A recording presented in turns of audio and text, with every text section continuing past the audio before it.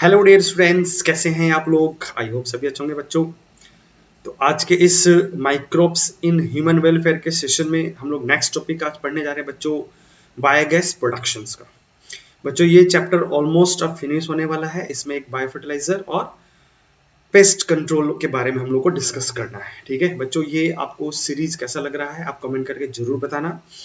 ठीक है, और वीडियो को स्टार्ट करने से पहले मैं आप सभी लोगों से रिक्वेस्ट करूंगा, जो लोग भी मेरे चैनल पे नए हैं तो चैनल को जरूर सब्सक्राइब करिए। अगर आप चाहते हैं अपने नीट में बायो के स्कोर को इम्प्रूव करना तो आप जरूर मेरे वीडियो को देखिए। ठीक है बच्चों, स्पेशली ये जो चैनल है ये डेडिकेटेड है नीट बायोलॉजी के लिए, और इसमें मैं आपको पूरा एनसीईआरटी से रिलेटेड हर चीज डिस्कस करता रहता हूँ। ठीक है, तो चलो स्टार्ट करते हैं बिना समय गंवाए हम लोग बायोगैस प्रोडक्शंस के बारे में। ठीक है, तो ये सेशंस, तो सबसे पहले बच्चों क्वेश्चंस बनता है कि बायोगैस होता क्या है। ठीक है, तो बायोगैस बच्चों वन ऑफ द कह सकते हो अल्टरनेट सोर्स है एनर्जी का।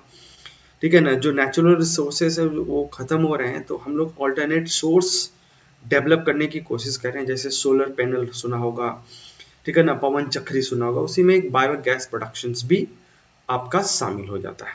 ठीक है, तो बेसिकली हम लोग इसमें करते क्या है या फिर है क्या। तो बायोगैस वर्ड अगर हम लोग बच्चों देखें तो बायोगैस वर्ड जो है ये बेसिकली रिप्रेजेंट करता है मिक्सचर ऑफ गैसेस को। और ये जो गैसेस है बच्चों ये क्या है, ये ज्वलनशील है, मतलब दैट मीन्स फ्लेमेलेबल है, ताकि इससे हम क्या करें बर्न करके हीट जनरेट कर सकते हैं। ठीक है ना, और इसमें जो गैसेस होता है ये मिक्सचर ऑफ जो गैसेस है, तो बेसिकली इनको बनाता कौन है, इनको बनाता है माइक्रोब्स। तो माइक्रोबियल एक्टिविटी के उनके डिकम्पोजिशन के वजह से ही क्या होता है ये गैसेस फॉर्म्ड होते हैं। और इस गैसेस में बच्चों जो बायोगैस वर्ड यूज कर रहे हैं, इसमें जो सबसे ज्यादा ज्वलनशील फ्लेमेलेबल जो गैसेस हैं वो है मीथेन। तो इसमें जब सबसे मेन इंपॉर्टेंट गैस है वो है मीथेन। तो मीथेन के वजह से ही ये बायोगैस का अस्तित्व है, ऐसा आप कह सकते हो। ठीक है, इंडिया में बच्चों इस टेक्निक को डेवलप किया गया था दो एजेंसी के एफर्ट्स की वजह से। मतलब ये दो एजेंसियां जो है इन्होंने मिलकर बायोगैस प्रोडक्शंस को मतलब ये विलेज लेवल पे सक्सेसफुल बनाने की कोशिश की इन्होंने। ठीक है ना, और काफी हद तक सक्सेस रहा भी। ठीक है ना, तो इस बायोगैस टेक्नोलॉजी को डेवलप किया गया था इंडिया में बाय द एफर्ट ऑफ दो इंस्टीट्यूट। इसमें एक है Indian agriculture research institute AIARI, Indian agriculture research institute, और दूसरा बच्चों है Khadi and village industrial commissions, Khadi and village industries commission. इन दोनों को आपको याद रखना है, इसका शॉर्ट भी आपसे नीट एग्जामिनेशन में पूछा जा सकता है और आपके बोर्ड एग्जामिनेशन में भी पूछा जा सकता है। ठीक है, तो सबसे पहले यह ध्यान रखना कि बायोगैस टेक्नोलॉजी को डेवलप किया था इंडियन एग्रीकल्चर रिसर्च इंस्टीट्यूट और khadi and village industrial commission ने मिलकर किया था। ठीक है बच्चों, अब यहाँ बायोगैस में जैसे हमने बताया बच्चों की मिक्सचर ऑफ गैसेस है, तो इसका कॉम्पोजिशन देखते हैं और इसमें जो बैक्टीरिया इन्वॉल्व होते हैं वो कौन से ग्रुप में आते हैं उनके बारे में थोड़ा सा देखते हैं। तो यहाँ पे देखो सर्टेन बैक्टीरिया है which grow anaerobically on cellulose. तो इसमें जो सबस्ट्रेट यूज करते हैं बायोगैस प्रोडक्शन के लिए उसमें मेजर तौर पे सेलुलोज होता है, और भी सब्सटेंसेस है, not only the cellulose, but cellulose सबसे मेन होता है। ठीक है, cellulosic material to produce large amount of the methane along with the carbon dioxide and hydrogen gases, H2 gases और CO2 gases भी साथ में बनता है तुम्हारा। तो कंपोजिशन क्या बनता है, कंपोजिशन में ध्यान रखना बच्चों कि मीथेन इसमें 50 to 70% मीथेन होता है। ठीक है ना, 50 to 70% मीथेन। उसके अलावा जो देखो लिखा ना हाईली इनफ्लेमेबल होता है तुम्हारा इसमें। इसके अलावा इसमें 30 to 40% कार्बन डाइऑक्साइड, 30 to 40% के अराउंड कार्बन डाइऑक्साइड होता है, और 10% अदर गैसेस का मिक्सचर होता है जिसमें H2 मतलब हाइड्रोजन गैस है, H2S है, हाइड्रोजन सल्फाइड गैसेस है, ये सब गैसेस होता है बच्चों। ठीक है, और इससे जो बायोगैस होता है इसको यूज करते हैं हम लोग किसी चीज को बर्न करने के लिए, जलाने के लिए, जिससे हीट प्रोड्यूस हो।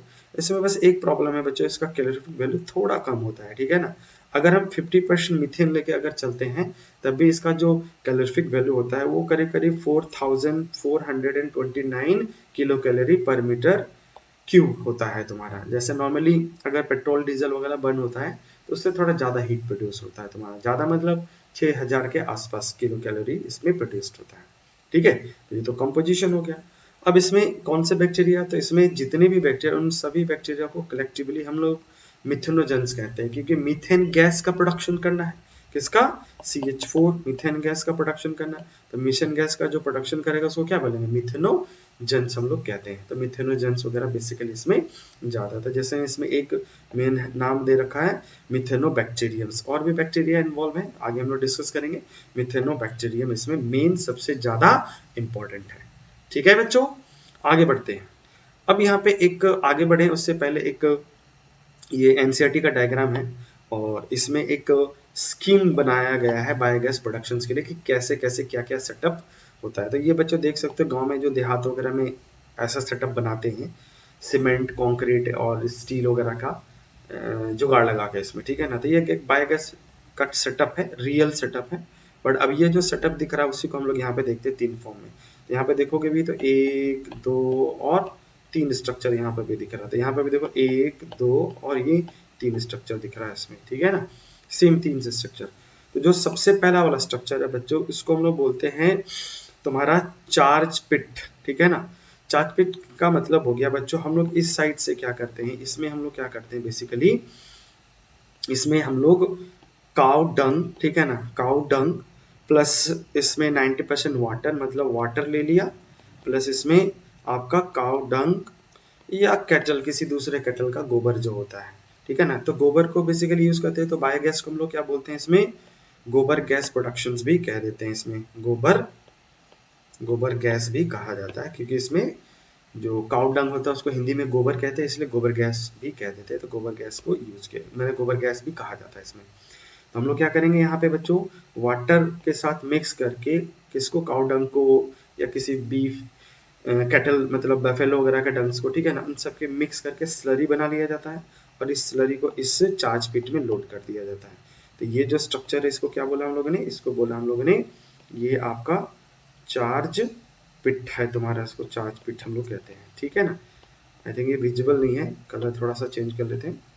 इसको क्या बोला हम लोगों ने? चार्ज पिट, ठीक है ना। ये जो है डाइजेस्टर होता है, और इसी में ये गैस होल्डर होता है, इसको कलेक्टर बोल सकते हो, कलेक्टर बोल सकते हैं, गैस को कलेक्ट करता है, ठीक है ना। कलेक्टर गैस होल्डर बोला जाता है। और ये जो गैस होल्डर होता है ना, ये बच्चों ऐसे ऊपर नीचे मूव कर सकता है, जैसे जैसे उसमें गैस फिल होगा ये ऊपर चला जाएगा, ऊपर चला जाएगा। फिर जब हम उस गैस को यूज करेंगे तो धीरे धीरे खाली होगा, तो फिर ये नीचे डाउन होना स्टार्ट हो जाता है, ठीक है। तो ये गैस होल्डर हो गया। अब इसी में हम क्या करते हैं, स्लरी को जो हम लोगों ने डाला था, तो स्लरी आके इसमें जमा हो जाता है, और इसी में जो आपका मिथेनोजन है वो रहते हैं, उसका डिकम्पोज करते रहते हैं धीरे धीरे, तो गैस का प्रोडक्शन होता रहता है।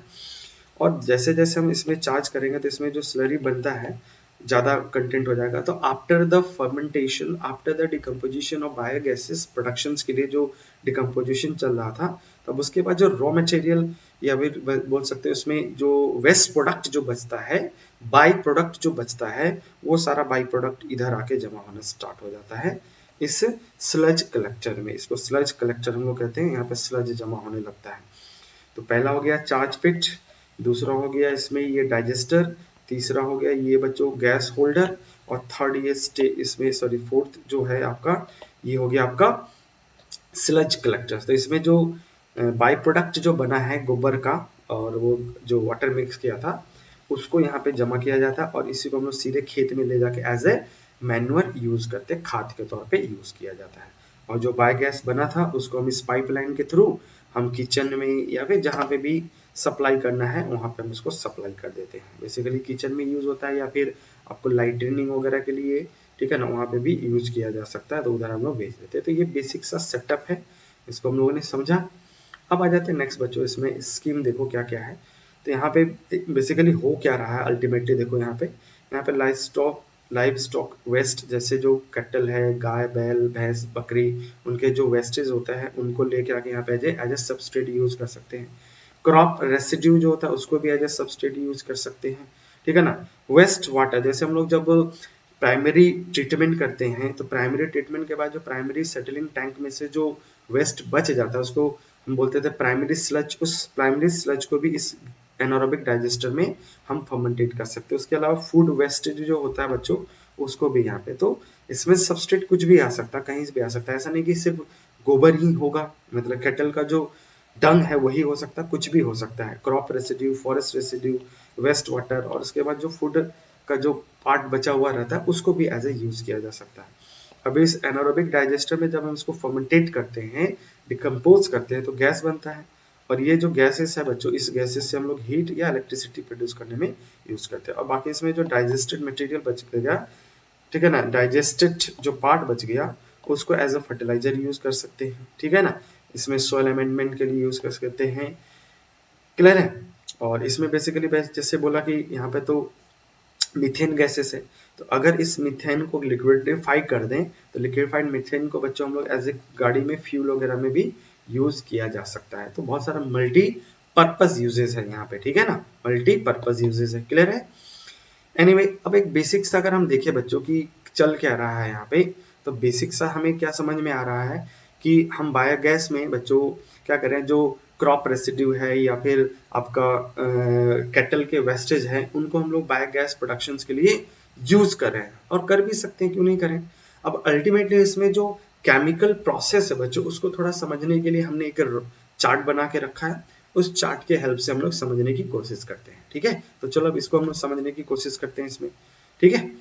देखो यहाँ पे स्टेप्स बहुत सारे लिखे हुए हैं, और पहले तो यहाँ पे देखो क्या क्या है इसमें, सबस्ट्रेट मतलब रॉ मटेरियल के तौर पे हो सकता है, तो सेलुलोज बोला, हेमी सेलुलोज, उसके बाद स्टोरेज पॉलीसेकेराइड, फैट, प्रोटीन, तो ये जो फूड वेस्ट है उसमें से मिल जाएगा क्या, फैट, प्रोटीन, या कुछ कुछ पॉलीसेकेराइड मिल सकता है, और प्लांट रेसिड्यू में सेलुलोज, हेमी सेलुलोज, और अगर हम काउ डंग लेते हैं तो उसमें सेलुलोज, हेमी सेलुलोज और पॉलीसेकेराइड भर भर के रहता है, तो बहुत सारा लार्ज क्वांटिटी में रहता है। तो इसमें स्टेप नंबर 1 में बच्चों क्या करते हैं, इसमें सोलुबलाइजेशन। तो सोलुबलाइजेशन में ये जो पॉलीमर है ना, ये सारे के सारे क्या है, ये सबके सब क्या है, पॉलीमर है। इन पॉलीमर्स को, ठीक है ना, ये सबके सब क्या हो गया, पॉलीमर है। इन सारे पॉलीमर्स को हम क्या करते हैं, डिकम्पोज करते हैं, सोलुबलाइज करते हैं, ताकि वो अपने मोनोमरिक स्टेज में कन्वर्ट हो जाए। जैसे सेलुलोज का मोनोमर क्या होगा, यहाँ पे ग्लूकोज हो जाएगा, है ना, और हेमीसेलुलोज का भी ग्लूकोज, पॉलीसेकेराइड का भी ग्लूकोज, फैट में अगर लेते हैं तो इसमें फैटी एसिड्स, प्रोटीन में लेते हैं एमिनो एसिड्स, ये सब कन्वर्ट हो जाएगा मोनोसेकेराइड में। स्टेप नंबर 2 में बच्चों, जब इन्हीं मोनोसेकेराइड्स को हम क्या करेंगे, एसिडोजेनेसिस करते हैं, तो जिससे क्या होगा, एसिडोजेनेसिस से ये मोनोमर क्या हो जाएगा, ऑर्गेनिक एसिड्स में कन्वर्ट हो जाता है, ठीक है, ऑर्गेनिक एसिड्स में कन्वर्ट हो जाएगा, ठीक है। साथ में एक चीज और समझते जाओ, इस सोलुबलाइजेशन स्टेप्स के लिए, जिसमें ये मोनोमर में तोड़ा जा रहा है, तो इसके लिए हम लोग क्या यूज करते हैं, डिकम्पोजर माइक्रोब्स, जिसमें एक सेलुलोमोनास, ठीक है ना, सेलुलोमोनास, बैसिलस बैक्टीरिया वगैरह होता है, ये हाइड्रोलाइटिक बैक्टीरिया होता है, जो क्या करेगा, पॉलीसेकेराइड को मोनोसेकेराइड में चेंज कर देता है, इसमें ब्रेक डाउन करके, बॉन्ड यहाँ पे ब्रेक डाउन करके। अब आ जाता है मोनोमर्स को जब हम ऑर्गेनिक एसिड में चेंज करते हैं, तो यहाँ पे प्रोसेस को बोलते हैं फर्मेंटेटिव माइक्रोब्स यूज करते हैं, प्रोसेस को एसिडोजेनेसिस कहते हैं, और उसके लिए एक माइक्रोब्स याद करना चाहो कर सकते हो, सिंट्रोफोमोनास, सिंट्रोफोमोनास बैक्टीरिया को यूज किया जा सकता है, ठीक है। उसके बाद फाइनली इस ऑर्गेनिक एसिड्स को बच्चों बायोगैस में चेंज करना है, तो प्रोसेस को बोलते हैं मिथेनोजेनेसिस, और इसके लिए हमें मिथेनोजेंस मेनली चाहिए, जिसमें एक बैक्टीरिया का नाम तो एनसीईआरटी में मेंशन किया था, मिथेनोबैक्टीरियम्स, उसके अलावा मिथेनोकोकस या मिथेनो सार्सिनास बैक्टीरिया। तो दो पहला याद कर लो, मिथेनो कौन कौन सा याद कर लो बच्चों, इसमें से पहला याद करो आप मिथेनोबैक्टीरियम्स, ठीक है, दूसरा है मिथेनोकोकस, और तीसरा है मिथेनो सार्सिना, मिथेनो सार्सिनस। तो इसमें से कोई भी बैक्टीरिया, बट दो तो जरूर याद रखना है तुम्हें।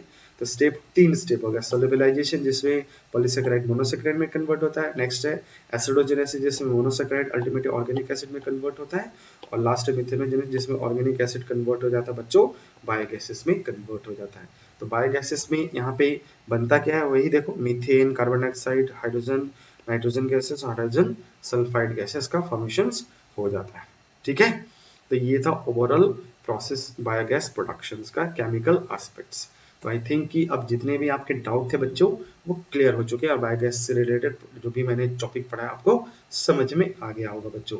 आपसे विदा लेने से पहले एक बार फिर से मैं आपसे रिक्वेस्ट करूंगा बच्चों कि अगर वीडियो आपको अच्छा लगा तो लाइक करिए, ठीक है ना, थोड़ा ज़्यादा अच्छा लगा तो शेयर करिए, और चैनल पे नए हैं तो सब्सक्राइब करिए, ठीक है ना। ज्ञान बांटने से बढ़ता है, इसलिए बच्चों थोड़ा शेयर किया करो, ठीक है ना।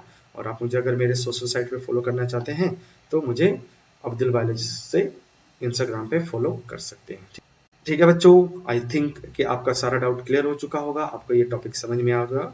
मिलते हैं नए वीडियो में नए टॉपिक के साथ, तब तक के लिए आपसे अलविदा लेता हूँ। बाय बाय, नमस्ते, सत श्री अकाल।